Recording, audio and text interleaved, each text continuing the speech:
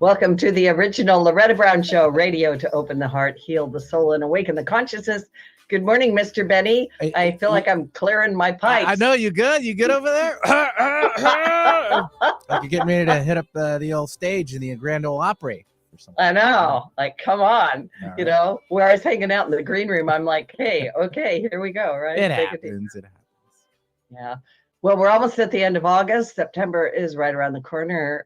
Are you ready for that? Sure. I'll say yes. Actually, I am. I think everyone kind of is. It was a great summer. The boys went back to school yesterday. They start 8th grade. Oh, so they did. Yeah, they did. They're super happy. And get this is the first year that they have a class together. I know it's really? mind-boggling in myself because I was asking them about it on the way home yesterday after I picked them up. But usually, they're twins. So if you haven't heard that over these last few years, they're now 13 and a half. And we didn't tell the schools not to put them in the same classrooms together. That it would just worked out like schedule-wise. And I mean, they see each other every day too. So it's like they need a little separation. It makes sense, right? Yeah. But now they have science together. So of course, Dad being the first thing out of my mouth, no taking each other's tests, right? Don't do it. I was just thinking the same thing. Don't do it. But then immediately one of my sons goes, well, it's not going to be me. It's going to be him between the two of us. So one already just called out the other, which was great.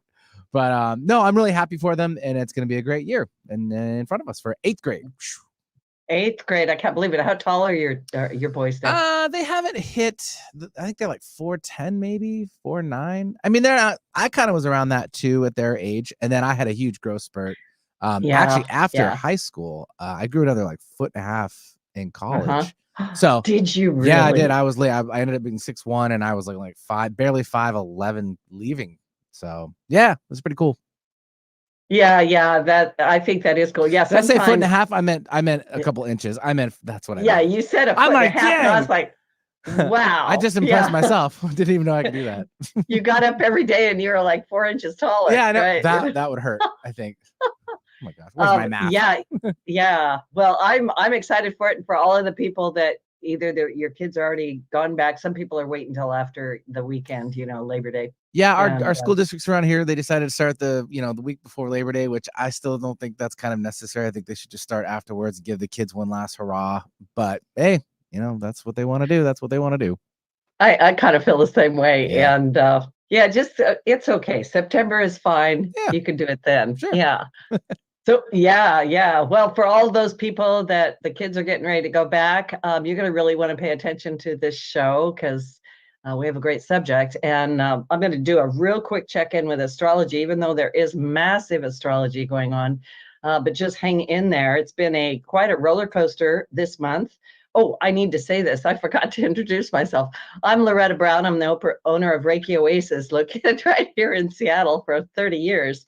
Find out more about me at ReikiOasis.com. So anyway, like I said, astrology is been up and down. Everybody, my clients are all over the board, and that's exactly what's supposed to be going on. We are going to end the month a little bit softer, and good news, Mercury went direct on August 28th after being retrograde most of the month. Many people blame everything on Mercury retrograde, but I'm here to tell you that we've been having massive solar storms. Those solar storms have been 78 times larger than the planet Earth, and they're electromagnetic storms that come out around the Earth. We've been having a lot of aurora borealis and northern lights in the area. And just so you know, it affects your nervous system, this kind of electromagnetic things. And so really a time to take care of yourself in a very practical way.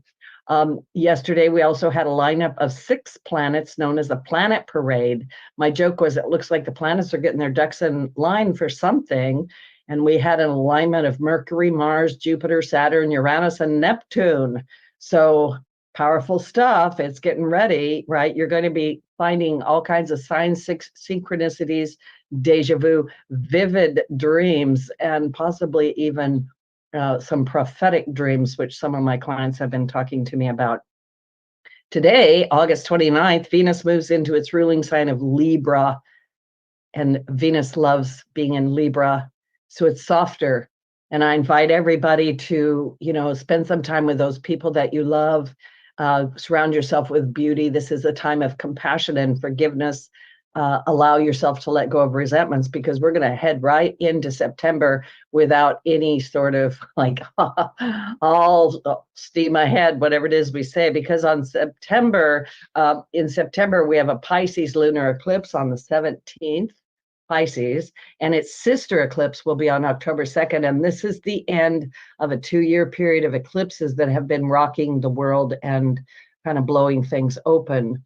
So hang on. September 1st, Pluto enters Capricorn one final time. It edged forward into Aquarius, gave us a little bit of taste of the new world to come, but it's going to return to Capricorn. It will never return to Capricorn again in our lifetime.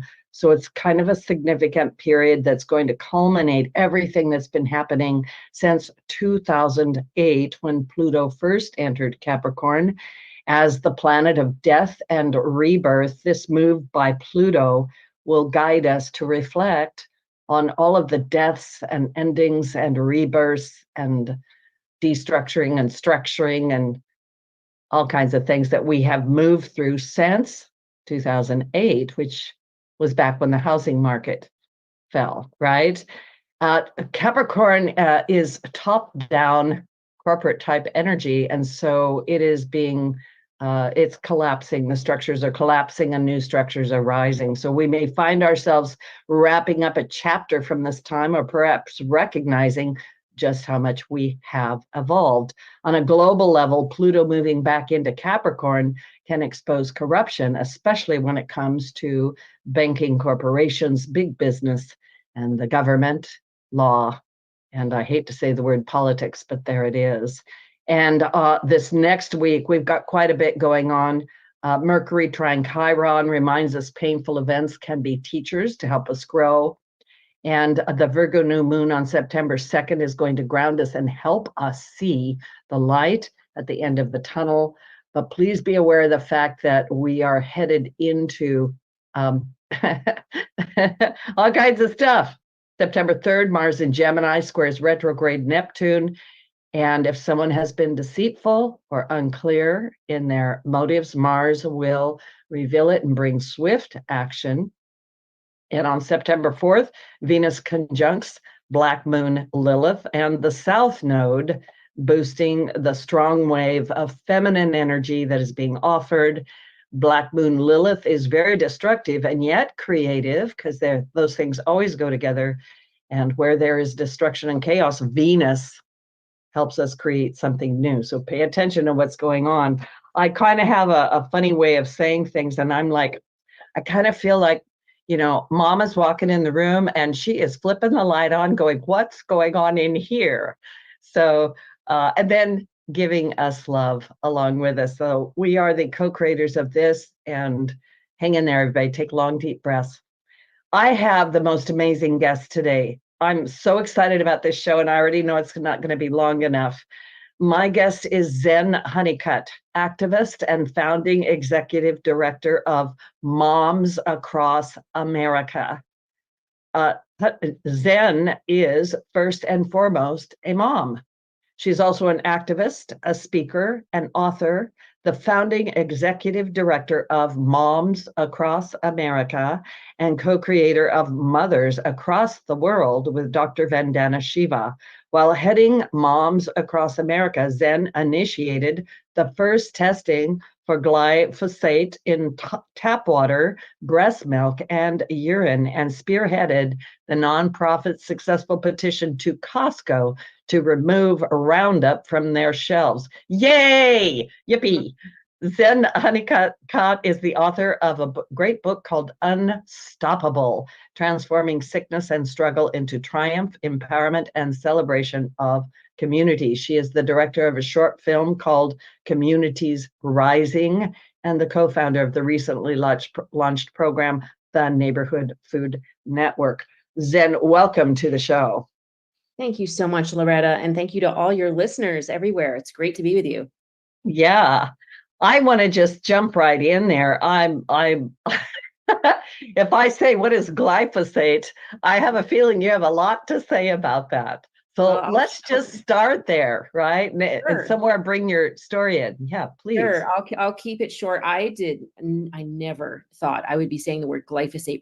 It's probably been 5,000 times at least in the past 13 years that I've been working on the food supply.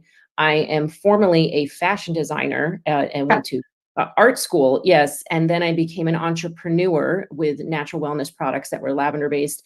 And then when I was doing that, I had little children and I learned about the toxins in the water, which were turning the fish into hermaphrodites. And I started to become aware of environmental toxins. Before that, I didn't look at any labels. I just trusted everything in the grocery store shelves, right? Food and body care products and household cleaners. But when my friend Gigi, when her mom died at 57 years old from cancer, and she called out environmental toxins. I was like, what do you mean? And I started looking into parabens and toxins in the food supply. Eventually, that led to looking at what's in the that was in the body care products. Eventually, that led to looking at what's in the food supply. And when in 2012, I learned about GMOs, genetically modified organisms, and I also learned later. At first, it was more about the GMOs and the genetic manipulation, which we'll talk about. I eventually learned that 80% of GMOs are engineered to withstand this particular chemical called glyphosate.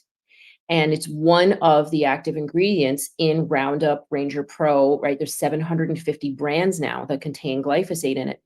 And glyphosate is, it was discovered as a pipe cleaner by Monsanto and it was late 50s, I believe. And then it was introduced into being used in as a weed killer in the 70s.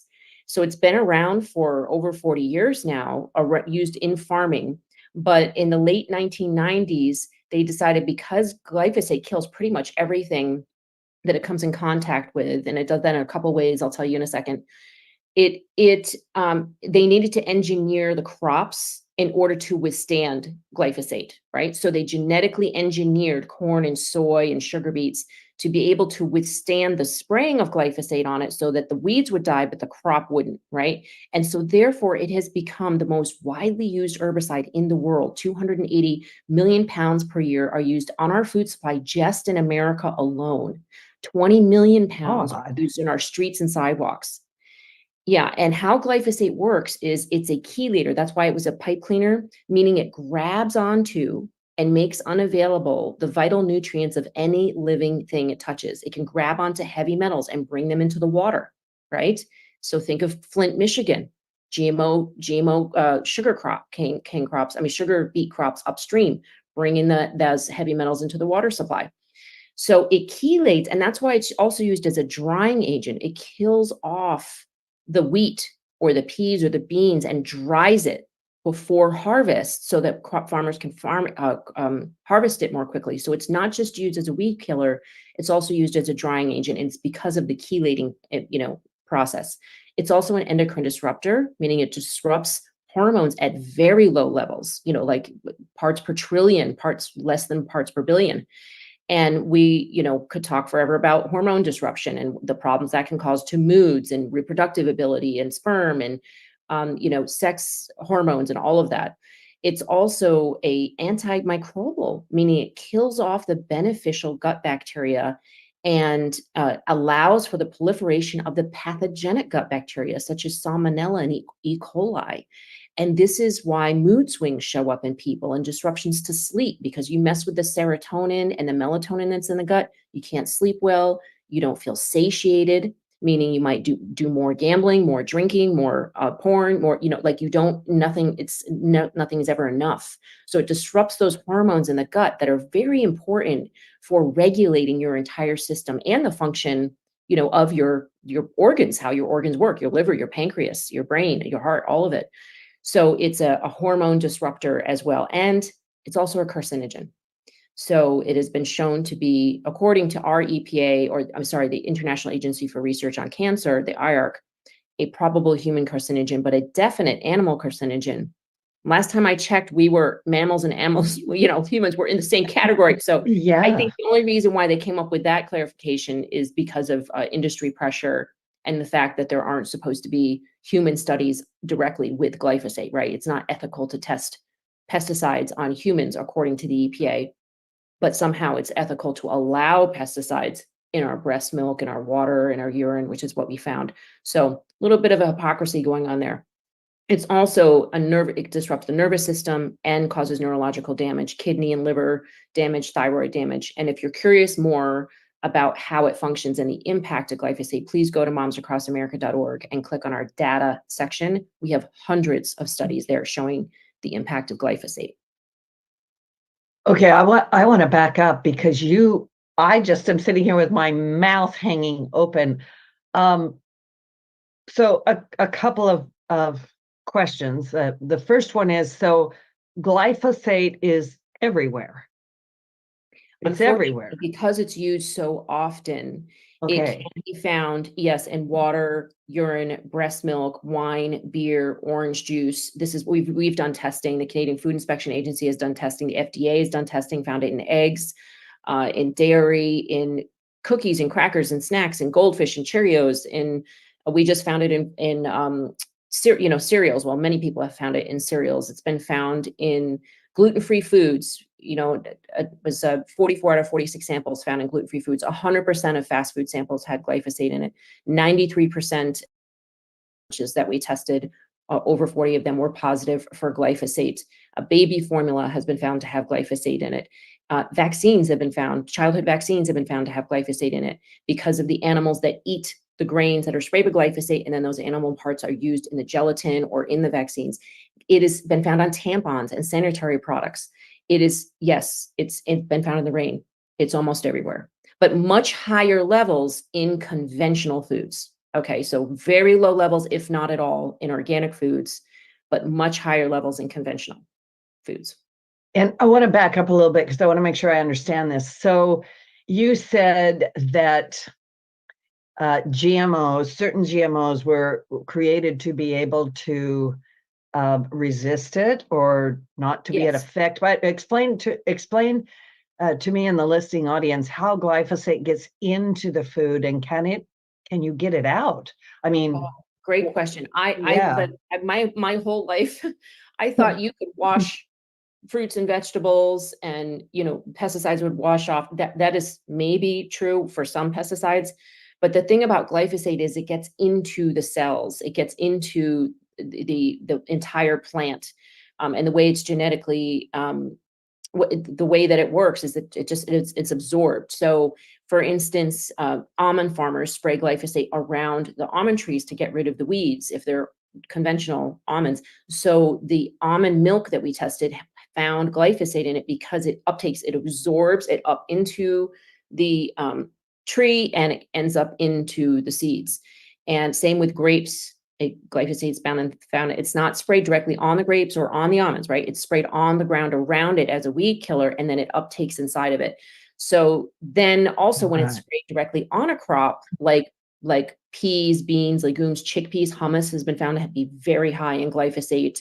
We found the highest levels that the lab had ever detected in human foods in banza pasta, the dry pasta. Now that's before it's cooked. So some of it does wash out, but not all of it. And so we have seen that glyphosate does not entirely cook out, and it does not, according to what we've seen, wash off or, cook off in a way like we're not sure about an oven or whatever, but we have not been able to see it be completely gone in our testing. And so we're very concerned about the fact that many farmers spray glyphosate as a pre-harvest weed killer or as a drying agent. Like the words pre-harvest weed killer is sort of a euphemism.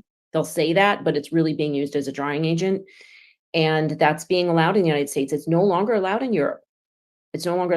So you cannot just hope that glyphosate will go away if it's in your food. It does, if it's sprayed on the food before processing, and it does stay in the food. I'm thinking to myself, I travel a lot, and anytime I'm in Europe, my joke is not really a joke, is I can eat anything I want and I'm fine. And then I come home and I bloat up like almost instantly. I went to Europe this past spring. I was able to eat croissants and not feel bloated or get rashes or headachy or, get the muffin top thing going on. I mean, it's just automatic if I do that here in the United States. And according to Dr. Zach Bush, who's a triple board certified doctor, head of Farmers Footprints, really brilliant man. He says 80% of the gluten intolerances are actually glyphosate reactions, not allergies, reactions, right? Mhm. And that makes sense to me, because when I tested for gluten intolerance, I was only intolerant to gliadin, which is the modern wheat, but ancient grains like spelt and einkorn Yeah. and corazon or Komet International, I can digest those just fine. Now, do I want to eat those all day long? No, because carbs can, impact your body weight, your body fat. But do I want to be able to enjoy the same type of grains that like Jesus ate, and that were said in the Bible that this is like the staff of life, bread, like we have consumed grains for thousands of years. Yeah. And we should still be able to do that. And I know some people will argue with me about that. But I would assert that this movement that's happening where people are gluten intolerant and, not eating any grains could be primarily not because of the grains, like it's not because of the food, it's what's been done to the food. Same thing with dairy and eggs and all of that. My kids have recovered from their food allergies. They had over 20 to 21 different food allergies. They have almost entirely recovered from them. They can eat organic wheat, organic eggs, organic milk, and nuts. We still avoid because of the reactions, but he won't go to the hospital. My son that has the nut allergy will not go to the hospital now if he has a little bit of nuts. And it's because we've avoided these foods altogether, restored the gut microbiome, allowed the gut to heal, and then only reintroduced organic of those types of foods. And then my children can consume those just fine. Wow. I'm going to tell you that when you were saying that, I got goosebumps. That's always my truth indicator, right? Like she's spot on. But I also am just going to agree with you, because I have questioned for a long time the gluten-free thing, going, why can I go to Europe and eat, croissants and, eat my way across there and I'm fine, and I come home and yeah, so I agree with you. By the way, I do eat ancient grains also, and just I can eat them, right? Yes. So yeah, I agree with you. I don't think it is the gluten. I think it's really something to take a look at. I have so many questions. In a little bit, I want to go back to the effects of this, because I think it's really affecting all of us in so many different ways. But I want to ask you this right now, because I know people are like, what? You said something about cleaning up our gut biome, and realizing that we probably are ingesting glyphosates, right? And there are things that we can do to kind of avoid it. And you said organic, but this isn't labeled, is it? So Like, glyphosate is not going to be on the labels that it's not going to be a label. Yeah. So the FDA created a loophole a long time ago, and they said that GMOs and pesticides are a part of a process of the food, industry. They're not an additive. Additives have to be tested and labeled, right? Processes don't, even though you can test and find GMOs and pesticides in the food supply. So that loophole, I believe it might have been Clinton, not to get political, but it might have been Clinton that established that, because it was a long time ago, just allowed all types of GMOs and pesticides into the food supply without having to be regulated. The industries can just say that these chemicals are safe, and they can provide very short-term studies. For instance, I went to the EPA after 10,000 moms called because we were so mad. We called the EPA saying that glyphosate was in breast milk, and we secured an appointment with the EPA in the spring of, I believe it was 2015. It happened to be on Rachel Carson's birthday. If you don't know her book, check it out. Yeah. Silent Springs. So we went to them and asked the EPA, do you have any long-term animal studies with blood analysis? Long-term means more than 4 days, right? Like months or years, on the final formulation of Roundup. And they said, well, which formulation? There's hundreds of them. I said, any of them. And they said, no. There's no final formulation. They only require studies of just glyphosate, which is not the most acutely toxic. It's long-term harmful, right? Endocrine disruption is a long-term thing. Cancer is a long-term thing, but it's not the most acutely toxic in Roundup. In fact, there are other ingredients like arsenic and and petroleum chemicals that are, POEA, that are 1,000 times more toxic. So the product as it sits on the shelf, and this is true for pretty much every chemical product out there, whether it's a household cleaner or a body care product or a pesticide you use in your front yard, there has been no long-term animal studies with final, with blood analysis on the final formulation. They approve all these chemicals based on one declared active chemical ingredient, another major loophole that just lets these chemical companies get away with it and put products out in the market that have reached, approval, quote unquote, approval by the EPA for that one declared active chemical ingredient. That's why you'll see on a label, if you pick up a, spray can, it'll say active ingredient, and it'll say, it's 10% of that or 30% of that, but then it'll say other ingredients. They may not even list all of them because they're proprietary. So this is what's happening in the regulatory system. It is for the interest of the profits of the corporations. It is not in the best interest of human health. Wow. So I'm sitting here. So if something says non-GMO on it, that's not necessarily going to cover the glyphosates. Not at all. Okay. Not at all. The only thing that covers glyphosate is organic, anything that's certified organic, regenerative organic certified, or if it says detox project, it's the detox project, glyphosate residue free, that has been tested for glyphosate. It may not be 100% free of glyphosate, but there's very, very low levels. And the same thing in Europe, very, very low levels are allowed in the food supply. So it's organic that you want to buy. Non-GMO simply means they've tested for GMOs, and less than 0.9% of the ingredients are GMO. So it's not zero, it's less than 0.9%. So GMO, non-GMO, I'm grateful for that to them for raising awareness about GMOs, but they never intended to be a pesticide regulation, certification. It was only about GMOs. Yeah.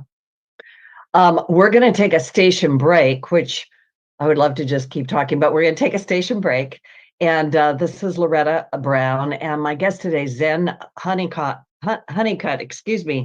of Moms Across America. And honestly, stick around. I have so many more questions, and Zen's got so many more things to say. And this radio show might just save your life. So please come back and already check out Moms Across America while you're waiting for us. We'll be right back. Cool. All clear, ladies.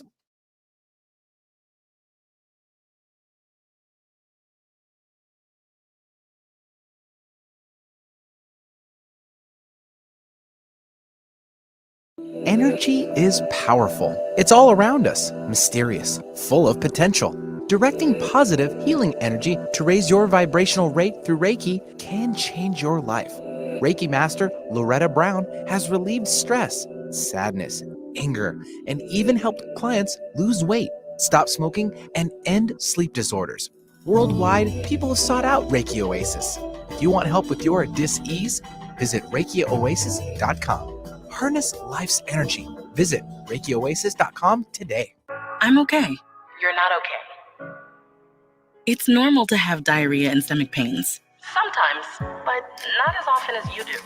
I've got this under control. No, you don't. It's time to let that voice inside your head be heard. Urgent diarrhea and chronic stomach pain can be signs of Crohn's disease or ulcerative colitis. The Crohn's and Colitis Foundation can help you learn more and even find a specialist. Don't keep your symptoms to yourself. Get help at spillyourguts.org. Alternative Talk 1150. We're on your radio at 1150 a.m. We're on your HD radio at 98.9 Channel 3. So many ways to listen. We're on the web at 1150kknw.com. Streaming live audio and video, as well as MP3 archives of many of our shows. So many ways to listen. And now, we're on your smartphone or tablet. Download our free app in the Apple App Store or Google Play and take Alternative Talk 1150 anywhere you go. So many ways to listen. Ready to shake things up? Try Alternative Talk 1150. Yep. Ready to come back in, ladies? All right, stand by.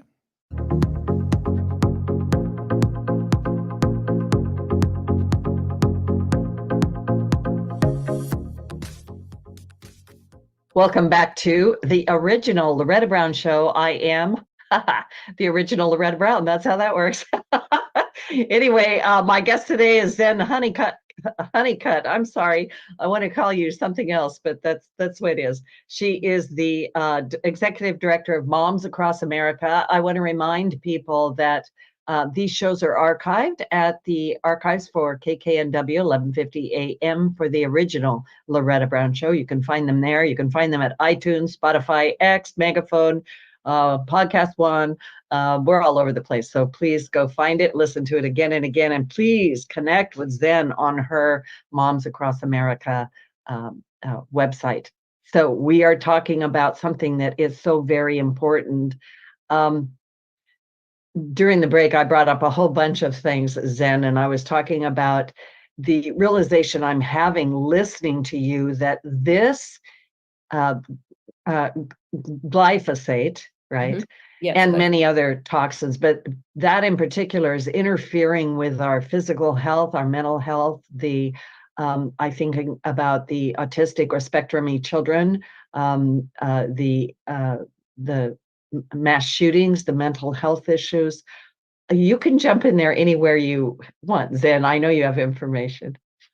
Yeah, well, as we mentioned earlier, glyphosate disrupts the gut microbiome, right? And that is where there should be 30,000 different kinds of bacteria. And right now in America, according to one biologist doctor that I've spoken to, there's maybe have 10,000. So we've destroyed 2/3 of the gut of the bacteria, and all of them play different roles. Right? There's no really good or bad. There are ones that tend to be more pathogenic if there's an overgrowth of them. But these bacteria, just like parasites eat up heavy metals, right? They all have roles. It's just if they get out of hand, an overgrowth of them, then there's problems, just like yeast, right? There's a role to it, but there could be a problem with it. So when you have an overgrowth of bad bacteria, what happens is it triggers the vagus nerve triggers the it tells the vagus nerve in the gut, the microglia on the outer cells of these bad bacteria tell the vagus nerve to go up to the brain and say, bad guys, attack, right? So the microglia cells in the brain go on attack and they go on inflammation. They create inflammation, like attack, they create mycotoxins. And so those brain neurons eventually get tired and die. So then you have a lack of eye contact. You have a lack of self-control. You have a lack of, the neurons in the brains are not connecting the way they should. On top of that, with glyphosate being a chelator and making the nutrients in the soils way, way, way depleted, right? Then you've got a lack of nutrient density in the food, which is essential for the operation of the prefrontal cortex. And if you read the book, Food and Behavior, A Natural Connection by Barbara Reed Stitt. She's a Lifetime Achievement Award winner that studied the food supply and criminals for 20 years, also high school dropouts. And in her book, she talks about how when parolees and criminals and serial killers were surveyed and asked about their issues, they all bragged, they had one thing in common, and it was not their socioeconomic background, it was not their race. Okay, as some people might think, looking at the prison population, it was actually whether they were white or black or rich or poor or whatever their background. The one thing they all had in common was that they bragged that they lived on junk food. This is nutrient deficient junk food. And back in the late 1990s, when she was doing the study, it was definitely GMO with glyphosate in it, right? And so when she removed the junk foods and gave prisoners whole healthy foods for a year, or the high schools whole healthy foods for a year. In the prisons, what happened was when they just got mineral supplementation, their violent acts dropped 50 to 70% in 1 to 2 weeks. And when she did the whole foods for a year, the recidivism rate switched, meaning instead of 70% coming in and going out and coming back in again within a year, that's the recidivism rate, 70% went out, came in, went out, and stayed out. So the recidivism rate switched. The prison population greatly would be massively reduced if we only fed them healthy foods.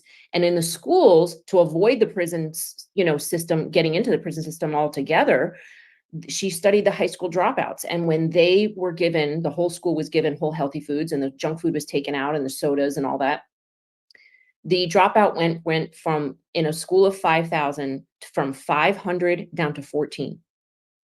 And those significantly higher number went on to go to a 4-year college and to get degrees and to live successful lives.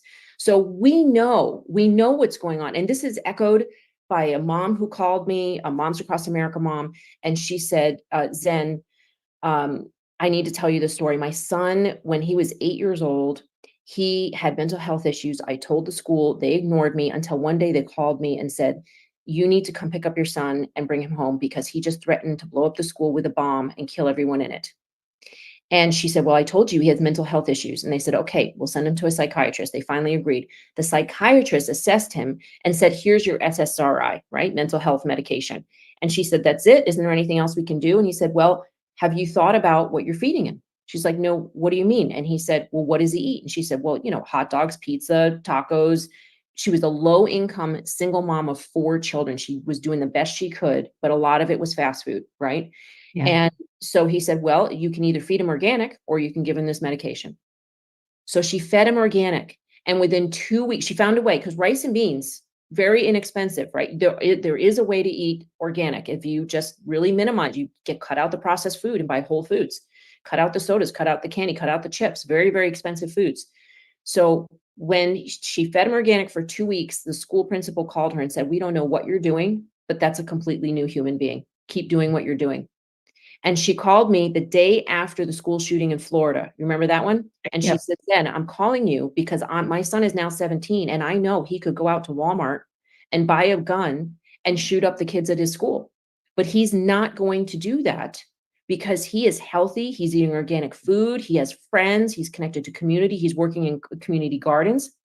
And I said, you know what you did? You gave your son a new future just by feeding him organic food. You not only gave your son a new future, you also gave every kid in that school and their entire communities, all the communities, a new future because they're not mourning losses, tragic losses. And you might even have given our country a new future because who knows what all of those kids, including your son, will invent or produce or whether they'll run for office. I mean, look, it takes 1 or 2 people to come up with the concepts of like Google or Facebook or some new thing, right? How to get to the moon. It's what we're doing is creating an environment, when we get rid of these toxins, where our children can live up to their fullest potential. And that, I think, is the most important thing that we can focus on in our work and in our lives. And that's one reason why I'm so excited. For the first time in history, there is, one of the primary presidential platform issues is pesticides in the food. This is historic. This has never happened before. And regardless of who you're voting for, I hope you're excited that childhood chronic illnesses are finally getting the attention they deserve. And both parties come up with a plan and then, pick who you most prefer. But this has got to happen. This is the most important issue because without health, sorry, folks, if you can't conceive reproductive health, abortion is a mute issue. If I don't care who makes 1 million jobs, if you are not healthy, you cannot do those jobs. And I don't care if you have the strongest military in the world. If our kids, like right now, I think it's 17%, it's a very low number of the children that can actually get into the military because too many of them have mental health and issues, diabetes, obesity, those types of problems. And so it is crucial right now that we keep at the forefront health in America and do the things that we need to do to reduce the toxic burden on our children and turn this around. And it's crucial. I was telling Zen, I was telling you during the break, I'm going to share it with the listening audience. I've said it before, but it's been a while. Years ago, when I returned from living in Saudi Arabia, I had a kind of a spiritual breakthrough of some kind and went on a vision quest. And the message from the vision quest for the people was heal the children and you heal the land. Mm-hmm. And that has been kind of a ringing thing inside me ever since then. So having you on the show today, I'm like, yes, absolutely. And it's not just our children, it's our own inner child, right? It's our own spiritual child. And we need that. We need that. So our nutrition, what we put into our mouths, right? What we put into our eyes, our ears, our soul. Yes. Yeah, we're ingesting it, right? It's all around. All of Yeah. that. Yeah, we need to reduce the toxic burden. Absolutely. So I'm glad you're bringing awareness to the people. Yeah. Yeah. And you too. I want to talk a little bit now. I have a quote here, and like I'm telling the listening audience, I'm not necessarily endorsing anybody, but I have a beautiful quote here. And the quote is from Robert F. Kennedy Jr., and it is, "There is nothing more profitable in our society today than a sick child." Yeah.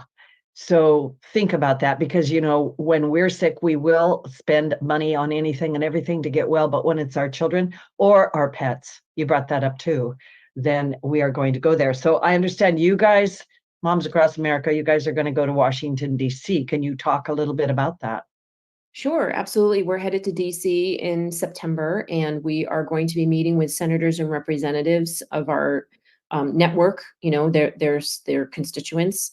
And we will also be meeting with the EPA, and we're going to be talking about 3 different issues, mostly just educating our, you know, that's our job. We're education and outreach. That's what we focus on. And so we're going to be educating them regarding the issues of glyphosate. Glyphosate as a drying agent, as a chelator, the human impact. And there's new studies showing really detrimental impacts on sperm and reproductive issues.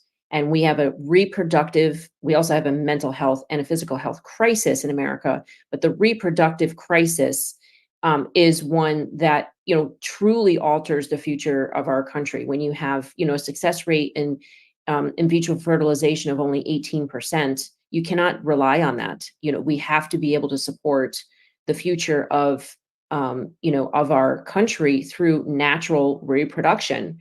And right now that has been greatly diminished. So we're going to be meeting with the EPA about glyphosate and its impact, and just the impact of using any type of agrochemical, because there's dozens of them that they use as a drying agent, right? So any type of agrochemical as a drying agent needs to be addressed. And we'll hopefully raise enough money to be able to bring a farmer with us. So if you can donate, we're still short about, I think, $1,500 to be able to pay for airfare and hotel. It's so expensive now. So we really need support and donations. Even $10, you know, will help go towards that. And we appreciate that. We also are going to be talking. I want to jump in there. Can they donate that through your website? Yes, through momsacrossamerica.org. Right at the top, it says donate. So please donate there. And we super appreciate that. We are a 501c3 nonprofit as well. And we're also going to be addressing the Baby Food Safety Act that's out right now that Klobuchar introduced. We want it to pass because it requires testing for heavy metals. And if you could believe it, Loretta, the FDA does not regulate heavy metals in our food supply at all, except for applesauce and candy, right? Not even in baby food or baby formula. So this act would be to pass regulation for heavy metals in baby food. It does not include baby formula. So we want it to include baby formula. That's what we're asking for. And we want them to take out a preemption. That's terrible. It basically restricts and gets rid of any other laws in any other state that's about any toxin in any food. So it's very restrictive for any other laws that are created regarding toxins in food. So that preemption needs to come out. And we're also going to be talking to them about the Farm Bill. And the Farm Bill has a preemption in it, which restricts state rights, again, from any types of laws or restrictions around pesticides. So meaning, like, if Georgia, for instance, sees that, dicamba really has an impact on their peach industry, which has happened in the past, and there have been lawsuits about this. If they want to restrict the use of dicamba in their state to protect their peach farmers, or if this Farm Bill passed, they won't be able to do that. So we believe that states should have rights, and that, especially around health, should be able to address the certain health issues that arise to their constituents in their state. And so we really need support to be able to get there and be able to speak up and represent the moms, because I'm telling you, Loretta, when we walk those halls, there's Coke and Pepsi, there's the Beverage Association, you know, there's the Grocery Manufacturers Association, there's the big chemicals, there's big data, there's big tech, they're paying their lobbyists $20,000 a month to walk those halls and convince our elected officials to work for them and not for us. We are going there, you know, volunteering our time and just getting travel paid for. And we just, need support in doing that. So we appreciate your support if you can donate. Thank you very much. Wow. So a couple of questions. How can people get involved, right, with Moms Across America? And obviously donations is something that anybody can do. But what can we do in our local areas? Well, we have a lot of resources on our website, and that is something that I always try to do. Is if I'm doing anything locally, I make it available so that it's national. Like the times that I've gone up against 5G towers, we have a whole wireless radiation section on our website under action. You can see all kinds of activities. There's the Toxin Free Town campaign, where if you want to get Roundup out of your town to being sprayed on your streets and sidewalks and playgrounds, we have all kinds of letters and petitions and signs and studies that you can use there. We have flyers and materials. Right now you have to email me because we got rid of the warehouse. It was way too expensive. So I will personally or my son will, send you flyers and pamphlets if you want those. And you can come on our Monday night Moms Connect calls at 7 p.m. Eastern time and talk with me and our experts, farmers, and other moms. And we always learn something from the other moms. It's not a show, it's a discussion, and we support people in what they're up to. It's the whole idea is our mission is to educate and empower mothers and others.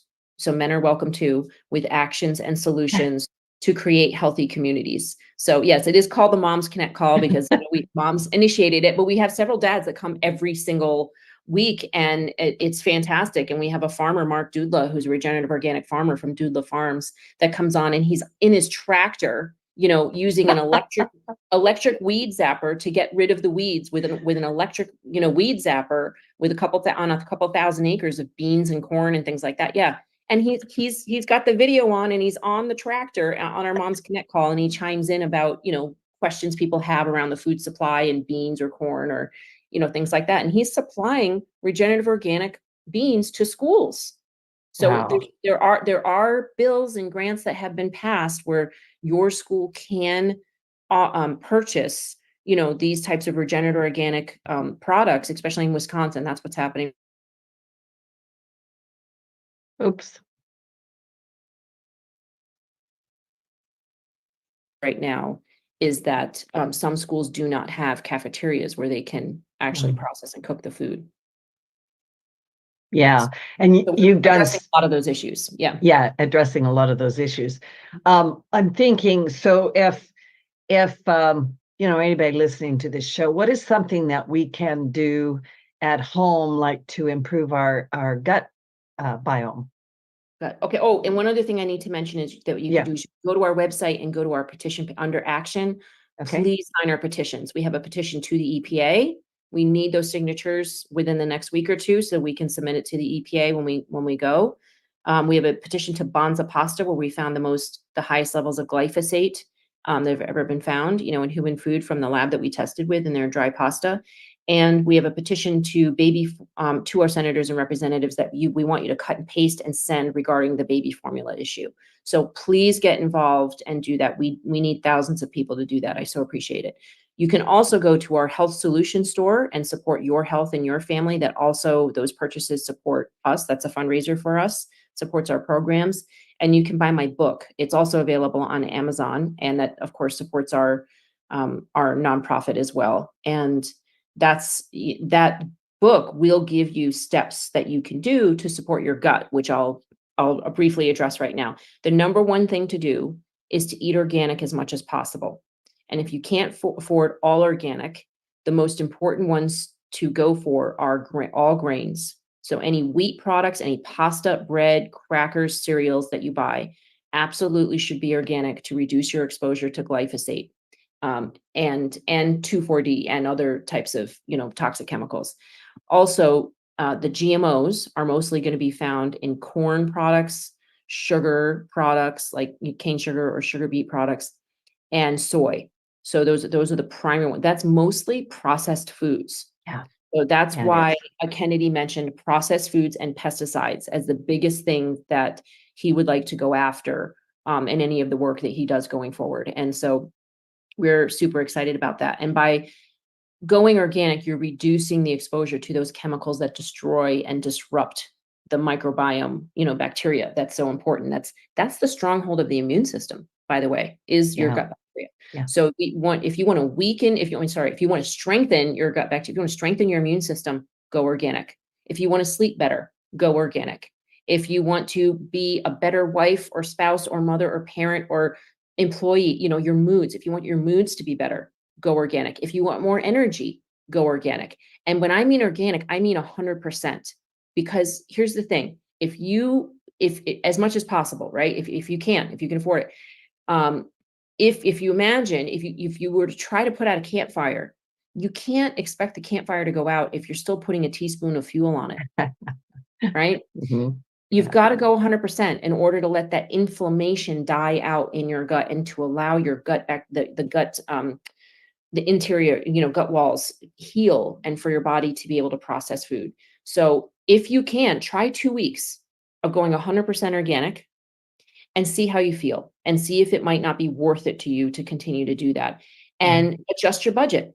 For some of us, it takes some, extraordinary measures. It might mean not buying a new phone every year or every 2 years. It might mean not going on a fancy vacation. It might mean cutting out some of your subscriptions. For me, it means buying a lot of my clothes consignment. That's just how I cut back on that, and we grow a lot of our own food. In the summertime, I hardly ever have to buy, a lot of produce. I can get a lot of it from my garden. You can save almost $1,000 a year if you grow 10 pepper plants. Wow. Yeah. And tomatoes, you can save a ton of money, but growing your own tomatoes, a pack of seeds is like $2.50.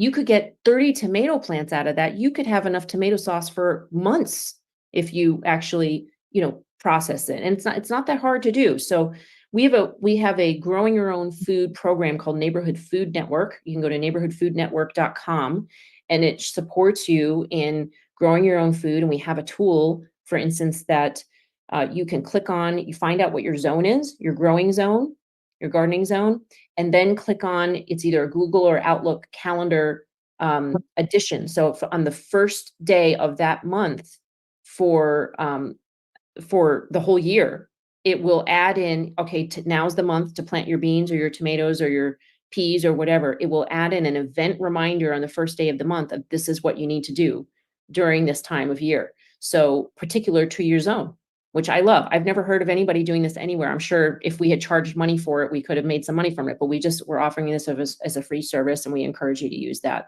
So you can start cooking more at home, eating organic food, growing more of your food, and also detoxing on a daily basis.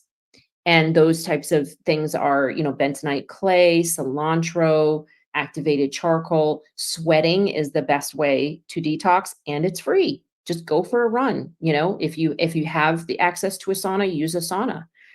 Get outside when it's really hot. Sweat. So there's a lot of things that you can do to support yourself in being healthy. And the people that do these things notice a change in a week or two. Wow. They really do. It's very fast. Some Wow. people 3 days, right? You throw in some of the health solutions that we have on our website, like Ion for the gut microbiome, or I personally use Cardio Miracle every day. And I can eliminate a lot of the other vitamins that I take because of that. And it supports blood flow, memory, heart issues. And the Ion supports gut issues. So we have some minerals are essential to be taking. I believe I'm not a medical doctor, but from what I'm seeing in the food, from doing the food testing and seeing the levels of minerals that are in the food, everybody should be on a trace mineral supplement because the food's just so deficient.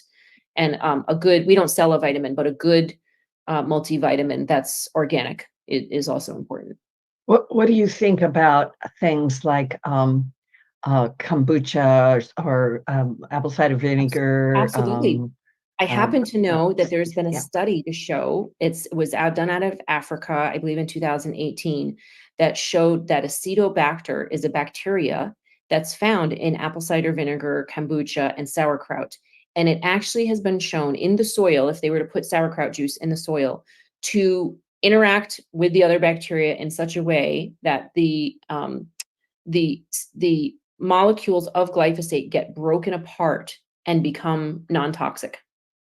So it doesn't just like chelate it and grab it and bring it into the water supply, right? Where we have to still deal with it. It breaks apart glyphosate into non-toxic components. Now, we have not seen a study with Acetobacter and the gut microbiome and, its effect doing that, but other pesticides have been shown to be broken down by fermented foods.